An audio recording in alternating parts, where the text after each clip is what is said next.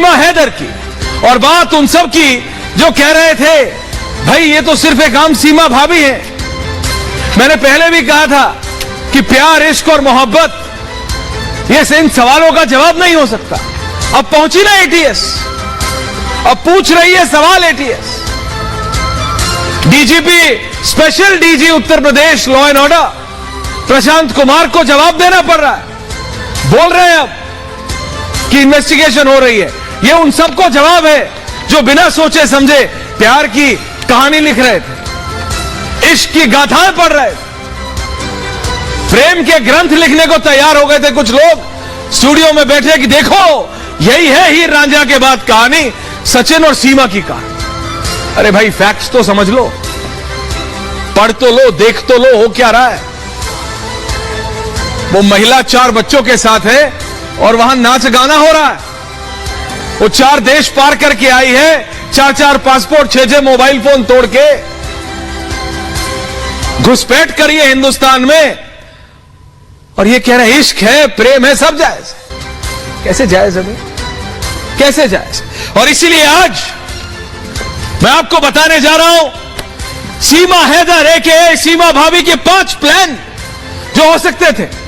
5 plan जिसको ATS ने शुरुआत होने से पहले उन प्लान को निस्तो नाबूद कर दिया है, समाप्त कर दिया है। समझिए आप, 5 प्लान हो सकते थे सीमा भाभी के, और उन 5 प्लानों के गरिमा जरा वो ग्राफिक चला दीजिए, 5 प्लान वाला। उसमें मैं आपको बताऊं, plan number 1 short term plan, किसी भारतीय को टारगेट करके दोस्ती करो, उससे शादी कर नई पहचान बनाओ, जो कि की इन्होंने कुछ साल तक आम जिंदगी जीना, आईएसआई के इशारे पे एक्टिव होना और बाकी समय आम जिंदगी जीना। यह उनका प्लान 1 हो सकता था, जो अब नहीं हो सकता क्योंकि एटीएस पूछताछ कर रही है। प्लान नंबर 2 जेवर एयरपोर्ट की जासूसी, इंडियन एयरबेस की रेकी, आईएसआई को खुफिया सूचना देना और युद्ध के समय एयरबेस की जानकारी। यह प्लान नंबर 2 हो सकता। प्लान नंबर 3 आईएसआई के नए जासूस को शरण, दिल्ली की गतिविधियों पर नजर, दिल्ली एनसीआर में दंगे की साजिश, भारत में आईएसआई जासूसों का जाल फैला सकती थी यह सीमा भाभी, प्यार, इश्क और मोहब्बत के नाम पे। इसीलिए मैं कह रहा था पहले दिन से, भाई बाइज्जत पूछो लेकिन सवाल तो पूछो कि एक मां अपने 4 बच्चों को लेके 4 देश पार करके दुश्मन देश में आ जाती है, पाकिस्तान से हिंदुस्तान में, और कोई सवाल नहीं पूछेगा क्योंकि वो हर सवाल का जवाब कह रही है इश्क, प्यार, मोहब्बत। तो सुनिए प्लान नंबर 4, देश के बड़े नेताओं को टारगेट, बड़े अफसरों का करीबी बनना, बड़े नेता और अफसरों को हनी ट्रैप करने की कोशिश की जा सकती थी, जिसके बारे में वो पाकिस्तानी यूट्यूबर कह रहे थे, जानकारी जुटाकर आईएसआई को भेजना। और प्लान नंबर 5, भारत में अपने बच्चों को तैयार करना, बड़े संस्थानों में बड़े पद तक पहुंचाना, एक बच्चों को सेना में घुसपैठ कराना, दूसरे बच्चे को किसी एक ऐसी एजेंसी में, तीसरे को किसी सरकारी गवर्नमेंट एजेंसी में, चौथे को भारत के स्पेस प्रोग्राम और बच्चों के जरिए खुफिया जानकारी जुटाना। ये सुनने में बहुत फ्रिवलेस लग सकता है, बहुत ज्यादा फ्रिवलेस लग सकता है आपको, लेकिन मैं आपको बता रहा हूं ऐसा हुआ है, ऐसा हिंदुस्तान ने भी किया है। मेरी एक सीनियर ऑफिसर से बात हो रही थी, बोले थे क्या बोल रहे हो, उन्होंने मुझे बोला कि तुम्हें पता नहीं है क्या हिंदुस्तान के कितने डीप एसेट्स पाकिस्तान में है आज। उन्होंने कहा कि ये लॉन्ग टर्म प्लानिंग करते हैं, रशिया यूएस में करता था, यूएस रशिया में करता था, अब चाइना करता है, इजराइल करता है। बोले क्या कर रहा है, प्यार, इश्क और वो देख के कह रहे थे कि मैं इन लोगों को देख रहा हूं, ये प्यार, इश्क, मोहब्बत, ये कोई क्या हॉलीवुड बॉलीवुड की पिक्चर है क्या, ये कोई 600-700 करोड़ की कोई पिक्चर बन रही है क्या, जिसके अंदर हीरो अपने पीठ पे बांध के जाएगा, बॉर्डर पार करेगा और वापस आ जाएगा। या ना कोई हैंडपंप उखाड़ना है साहब, ना कोई नलका लगाना है, रियलिटी में जिए। ये सीमा हैदर जो अपने आप को अपना नाम सीमा हैदर बताती है, रियलिटी में क्या है किसी को नहीं पता। तो जो लोग सीमा भाभी करके चिल्ला रहे थे ना, जो उनके नाच गाने पे पैसा दे रहे हैं, कोई मुंह दिखाई कर रहा है, कोई बोल रहा है भाभी नाचो, कोई कह रहा है भाभी बैठो, कोई कह रहा है भाभी उठो, उन्हें समझना पड़ेगा एटीएस इंक्वायरी कर रही है। एटीएस, ये जरा स्पेशल रिपोर्ट देखिए, फिर बात करते हैं लोगों से।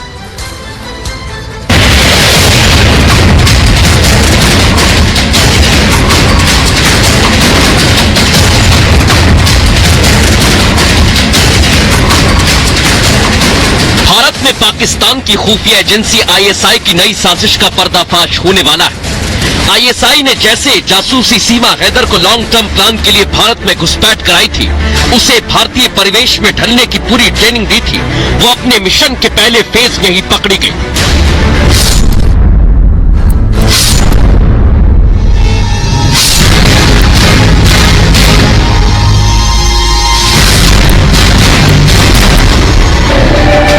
सीमा हैदर बचने के लिए उसी मौर्य का सहारा ले रही है जिसे उसने भारत में घुसपैठ का जरिया बनाया। हालांकि जब पूछता है भारत में हमने उससे सीधे सवाल किए तो वो सकपका गई और कैमरे के सामने उठ जाना ही बेहतर समझा।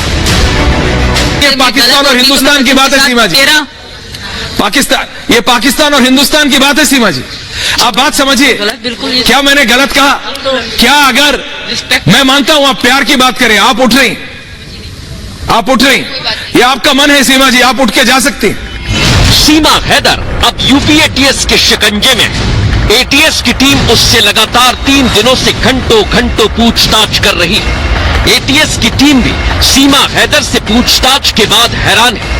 सीमा जिस तरह से एटीएस के सवालों का जवाब दे रही है, वैसा करना किसी आम पाकिस्तानी के बस की बात नहीं।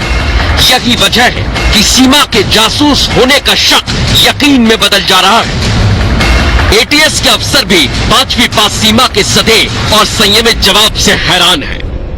जी, आपको अगर कलमा पढ़ के बताऊं तो आप क्या कहेंगे इसके बारे में? मैं कुछ नहीं कहूंगा, नहीं आता, मैंने सिर्फ आपके इंटरव्यूज देखे हैं। चाहती थी मैं अगर आपको कलमा पढ़ के बताऊं तो आप जी, मैंने सिर्फ आपके इंटरव्यूज देखे जिसमें आपने कहा नहीं मैं भूल गई। क्या कहेंगे?